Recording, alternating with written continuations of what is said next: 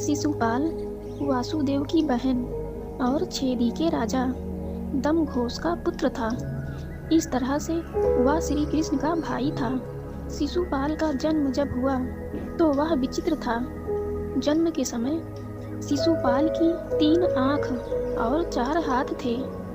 शिशुपाल के इस रूप को देखकर माता पिता चिंता में पड़ गए और शिशुपाल को त्यागने का फैसला किया। लेकिन तभी आकाशवाणी हुई, बच्चे का त्याग न करें। जब सही समय आएगा तो इस बच्चे की अतिरिक्त आँख और हाथ गायब हो जाएंगे। लेकिन इसके साथ ही यह भी आकाशवाणी हुई, जिस व्यक्ति की गोद में बैठने के बाद इस बच्चे की आँख और हाथ गायब होंगे, वही व्यक्ति इसका काल बनेगा। एक दिन भगवान श्री कृष्ण अपनी बुआ के घर आए। वहाँ शिशुपाल भी खेल रहा था। श्री कृष्ण के मन शिशुपाल को देखकर स्नेह जागा तो उन्होंने उसे गोद में उठा लिया।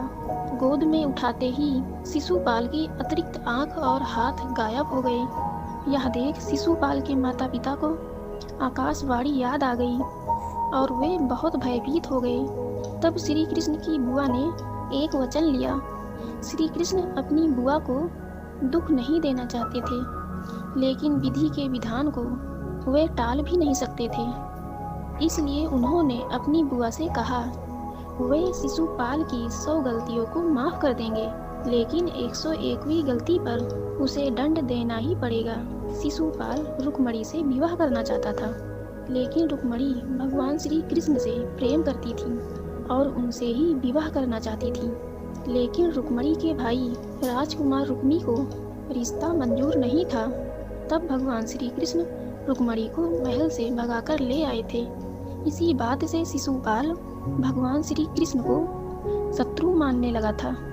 इसी शत्रुता के कारण जब युधिष्ठिर को युवराज घोषित किया और राजसूय यज्ञ का आयोजन किया गया, तो सभी रिश्तेदारों और प्रतापी राजाओं को भी बुलाया गया।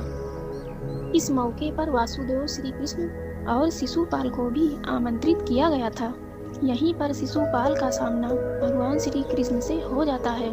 भगवान श्री कृष्ण का युधिष्ठिर आदर सत्कार करते हैं। यह बात शिशुपाल को पसंद नहीं आई और सभी के सामने भगवान श्री कृष्ण को बुरा भला कहने लगे।